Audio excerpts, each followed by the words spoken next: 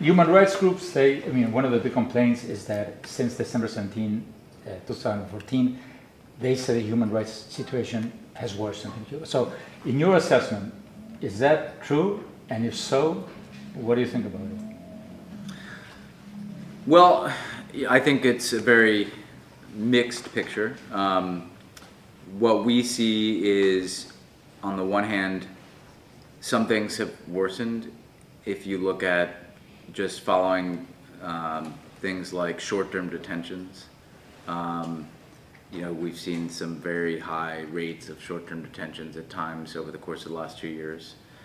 In terms of, you know, the kind of sustained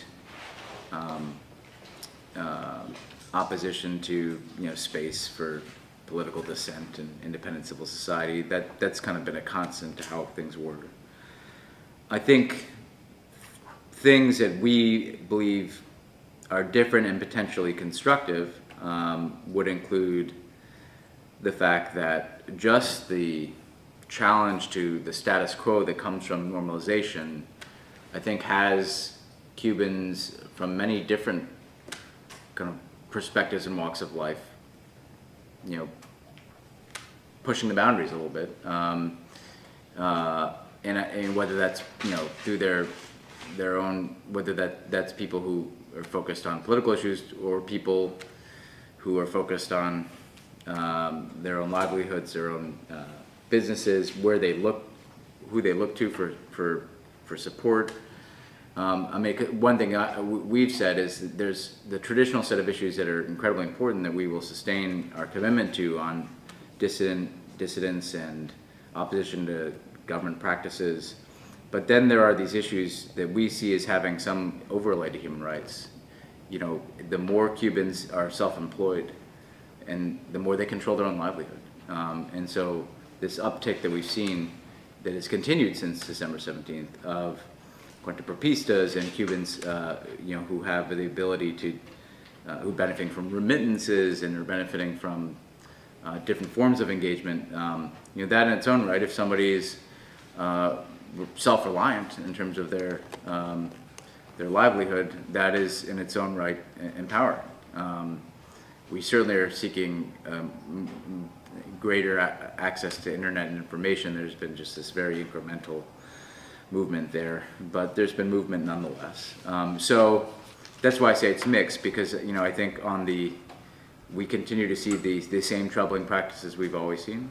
But on the other hand, we also see higher expectations among the Cuban people, which is important in its own right, and we see, you know, the empowerment that comes somewhat from having greater engagement with the world, greater access to resources, and in some cases, greater control over your own livelihood.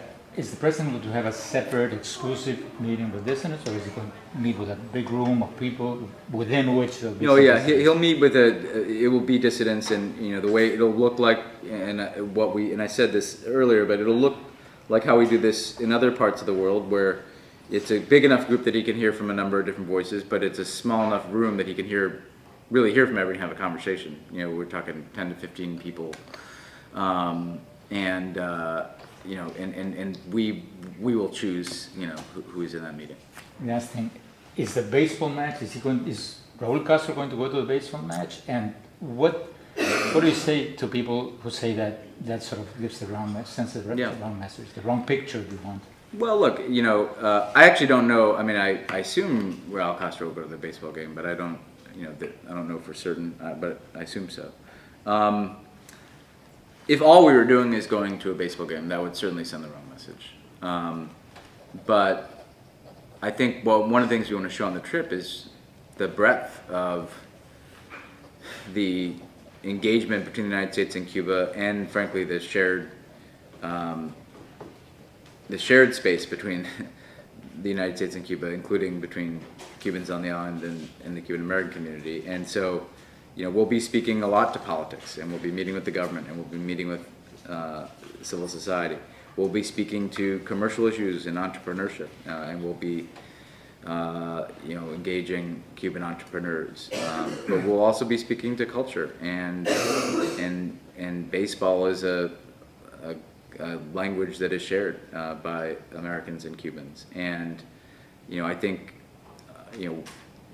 so we think it's important to show the breadth and variety of the ways in which we are engaging Cuba. I mean, one key point here that I made in the conversation, some of the conversations today is, yes, it's a normalization between the U.S. government and the Cuban government, the process of normalization. But it's normalization between the United States and the Cuban people, in our view, too. And that means our engagement with them, and that means, things like baseball that have been an area of some, division may not be the right word, but there's been, despite our shared interest in it and love for it, this kind of dynamic of separation, at least. The game, I think, is a symbolic demonstration that's beginning to change too. Are there things that you think, I mean, human rights is at the heart of the issue, but aside from that, things that you think the Cuban government could do that would be of mutual interest? People always tell me about easing the rules on foreign investment, which they haven't done, that you think they could do but have not done. Yeah, yes, I do. And first of all, on human rights, look, we're trying to get to the same place, and our policy is rooted in the belief that a different approach will be more effective in promoting human rights. It's not meant to in any way diminish it. But in terms of other things with the Cuban government, number one, on the economic and commercial side, we hear a lot about the continued application of the embargo, and frankly, even a dissatisfaction with the pace of our regulatory changes from the Cubans. And look, are they right that the embargo poses some serious impediments to them liberalizing their economy? Yes. And one of the reasons why we would argue for changing the embargo is that it almost disincentivizes the shift in their economic model that we like, because frankly, there are such obstacles to their ability to interact with the American economy, and in some cases the global economy, that we don't want our policies to be an incentive for them to keep a certain model that is more closed. And so our regulatory changes have tried to begin to address that. But on the Cuban side, one of the things we've had is a lot of businesses go down there, and a lot of Cuban-Americans go down there, and a lot of state and locals and Congress people go down there. We've talked to them, and we can identify some pretty practical things that they should do. Some of these are, in fairly technocratic space, like, what is their legal framework for investment? What is the process that a company goes through to get, the ability to operate in Cuba? What is the access to a wholesale market in Cuba? Pretty things that are, in the fairly technocratic space. And then there are things that would be more significant changes to their model, like, is there any space for foreign firms to hire Cubans directly? To very dramatic reforms like unifying their currency, right? Now, I don't think they're certainly not going to do that tomorrow. But, we want to use the engagement to begin to open up this space. And we'd like to see some American businesses start to operate, in part because they help improve the capacity of the Cuban government to engage commercially. They have ideas about how you structure a legal framework that allows for investment. They want to hire Cubans directly, So yeah, I think there are practical things that they can do in terms of their legal and regulatory framework and their economic model that we continue to prod on. And frankly, often what they say is, yes, we're doing this. We're moving in this direction. And the question is, what is the speed at which they're moving? And then secondly, there's some practical bilateral things. Not having diplomatic relations for so long means that we, frankly, just don't have much cooperation. And so, we've seen, and some of this is stuff that is directly relevant to folks here in Miami, but, direct mail, direct flights, you only get that when you're able to have a bilateral agreement on something.